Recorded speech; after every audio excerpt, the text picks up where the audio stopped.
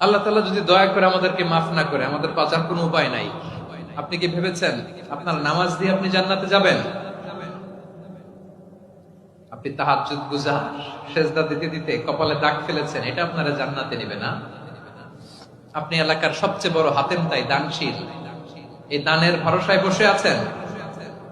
কশিন কালো না, আমাদের নামাজ, আমাদের রোজা, আমাদের ইবাদত, এগুলোকে মিজানের পাল্লায় উঠালে কোনো ওজনই হবে না। তবে আমাদের একটা কৌশল জানা আছে, আমরা আল্লাহর রহমতের ভিখারি। আমরা সেদিন আগেই গুনার স্বীকৃতি দিয়ে দেব। আমরা বলবো, আল্লাহ তুমি প্রশ্ন করার আগে তোমার একটা কথা বলি, আমারে কিছু জিজ্ঞেস করো না, আমি সব করেছি।